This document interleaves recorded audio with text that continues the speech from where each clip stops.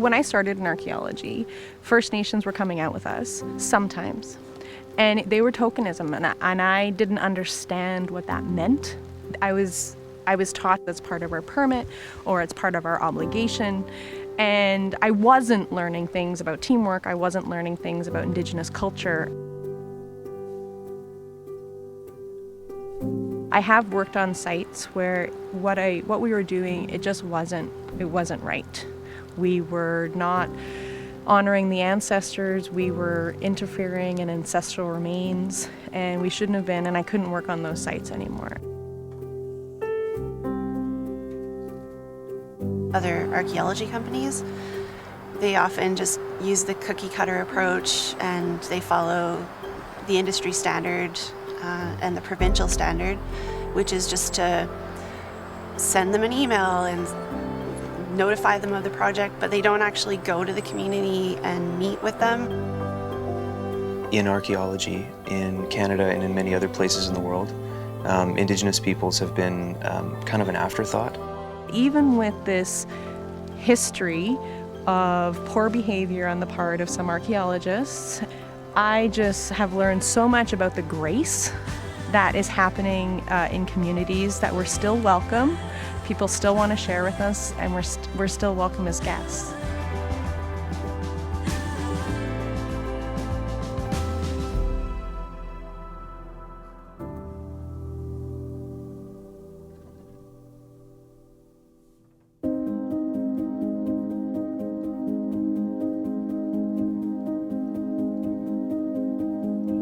This was our food basket for our people back hundreds and thousands of years ago, prior to the arrival of the Europeans.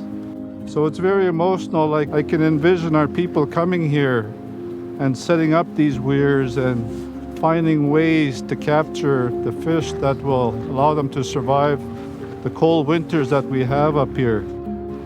I felt it was important for out-of-town guests to understand the connection to the land that we have for our people in our territory.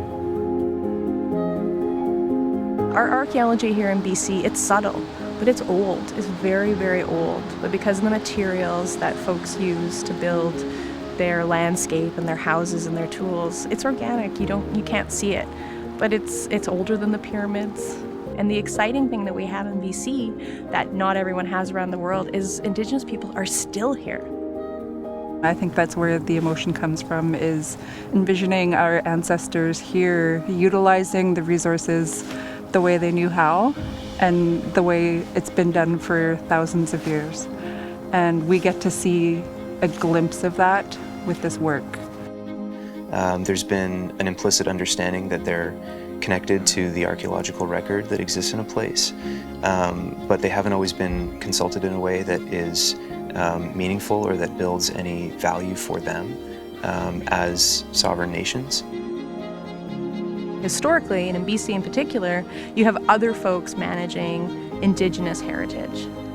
Heritage sovereignty is an idea that you can gain sovereignty over lands, idea, culture through managing your own heritage. I was once also given some really good advice from an elder who I was calling and emailing to try and get a decision about a project, and I was really feeling under the gun from the client, and she said, you know, Jenny, like, these decisions aren't made over the phone, they're not made in an email. And she's like, you're gonna have to come talk to us. And I was like, you're completely right, and I needed that guidance.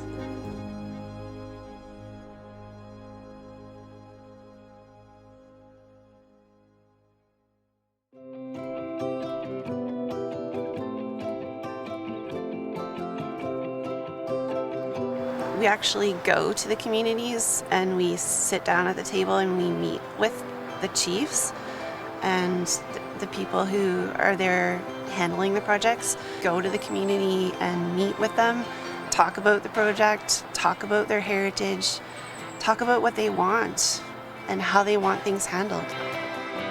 It takes time, it's not billable, it's not in the scope, it's all of these things, and it's what we look forward to. Like, who wouldn't want to sit down and talk about archaeology and heritage with the people that it matters the most to?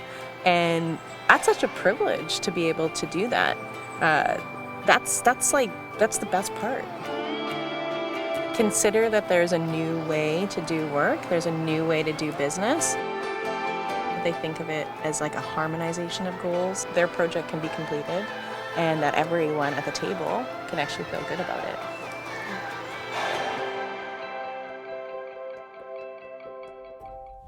Archaeology is really increasingly important politically and socially for First Nations as they revitalize aspects of their language and culture, as they pursue court cases with respect to land title and treaty.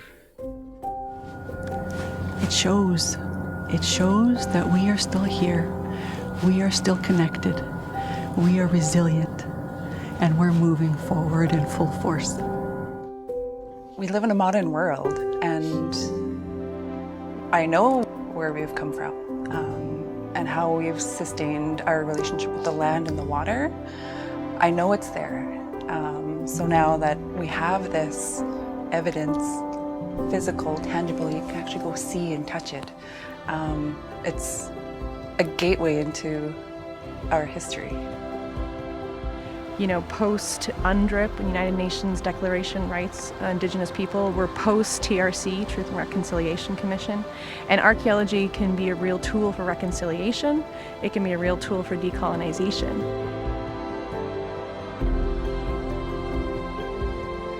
The first people who we talk to, the first people who we consult with on any project are the people who have lived there for centuries or millennia. Placing that perspective and those sovereign nations at the center of our enterprise.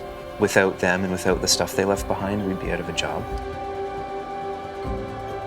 In order to achieve ethical archaeology, the first step is simply to slow down and listen. And I think if you do that, all other things will flow from it. Trust is key.